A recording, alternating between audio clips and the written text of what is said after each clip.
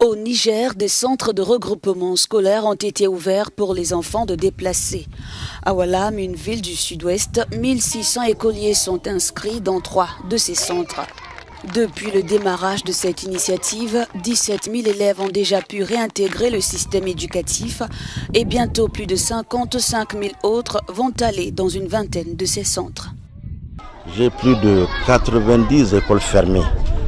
Donc cette situation a poussé la direction régionale à songer à une riposte avec une feuille de route.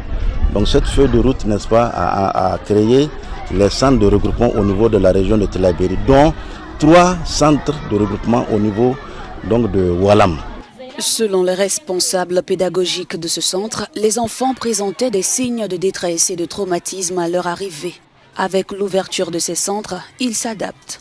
Ils ont été traumatisés par les événements qu'ils ont vécus, parce que certains ont vu leurs parents tués, fusillés devant eux, et ça les a marqués. Et donc ces enfants, on ne peut pas les laisser comme ça. Il faut les prendre en charge pour les amener à la vie normale à travers des exercices. Ces enfants viennent de 18 villages proches du Mali, dont les habitants ont trouvé refuge fin 2021 à Walam, fuyant les tueries des groupes djihadistes. La situation pour les écoles est très préoccupante et elle devient même dramatique. Il y a plus de 890 écoles qui ont été fermées ici au Niger.